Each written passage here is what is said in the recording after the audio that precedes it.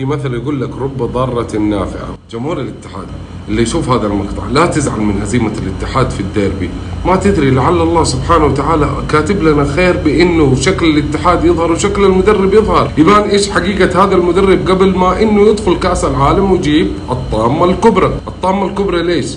لأنه أول شيء فرصة كأس العالم ما هي فرصة تتكرر لك كل سنة، ما هي زي أي بطولة تانية عادية، هذه بطولة عالمية، العالم كله يتابع هذه البطولة، هذا واحد. الفرصة الثانية إنه كأس العالم راح يقام على أرض الاتحاد، تخيل بتخبطات هذا المدرب تدخل كأس العالم وتضيع فرصتين ثمينة من يدك. فهزيمة الاتحاد من الأهلي في الديربي إن شاء الله أنها خير للاتحاد، إنه الاتحادية يصحوا وممكن يجيبوا لنا مدرب تكتيكي، مدرب ذكي، مدرب هجومي يعرف يوظف اللعيبة، يوظف إمكانياتهم ويحقق على أقل تقدير له المركز الثاني في كأس العالم. ولكم عبرة في الأرجنتين لما انهزمت من منتخبنا الوطني في كأس العالم، في نهاية المطاف حققت كأس العالم. مو كل هزيمة تعني نهاية المطاف، ولكن قد تعني بداية فريق جديد بفكر جديد إن شاء الله. كل اللي عليها الإدارة الآن تسويه إنها تصحصح لموضوع المدرب وتبدأ تبحث عن مدرب تكتيكي وهجومي قبل كأس العالم. كأس العالم فرصة كبيرة وحقيقية لأنه الاتحاد يشرف سمعة الوطن.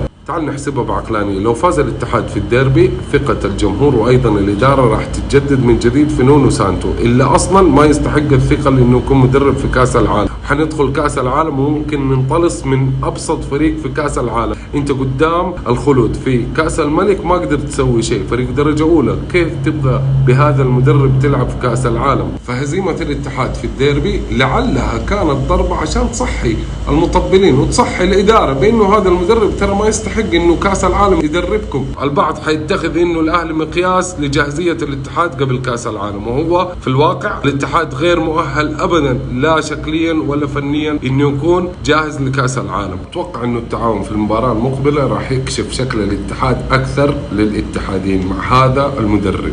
شفنا تعليقات وفيديوهات كثيره عن موضوع تيفو الاتحاد، وموضوع التيفو مو هو اللي هزم الاتحاد، هذا واحد. يعني بعض الجماهير بالذات الاهلاويين يقولوا التيفو هو سبب هزيمتكم. لا لا لا، في مدرب هو سبب الهزيمه.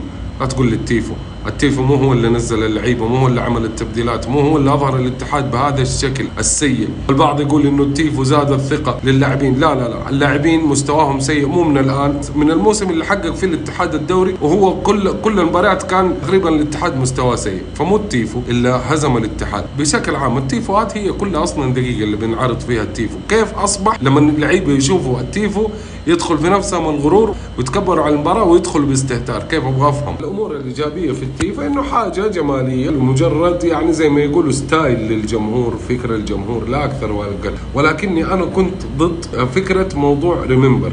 ليش؟ هذا يعتبر من باب يعني الثقه الزايده، ما نقول الهياط، من باب الثقه الزايده، انكم انتم اصحاب التيفو وثقتوا في المدرب بانه حيفوزكم على اقل تقدير، انه يعادلكم قدام الاهلي، وللاسف الشديد المدرب خذلكم وخذلنا احنا كلنا كاتحاديين. فنهايه الموضوع انقلب على رؤوسنا كاتحاديين. كل مين يدخل لنا مثلا في البثوث ولا تجلس مع اهلاويه يجيك يقول لك ريمبر. ايوه ريمبر، تبغى الواقع عزيز الاهلاوي؟ ايوه ريمبر، اتذكر انكم توكم طالعين من يلو، ولكن القوه ما كانت فيكم انتم اصلا، انكم انتم فزتوا بمجهودكم. المشكله الحقيقيه انه مدرب سلم لكم المباراه، هي هذه المشكله الحقيقيه بالنسبه لموضوع التيفو.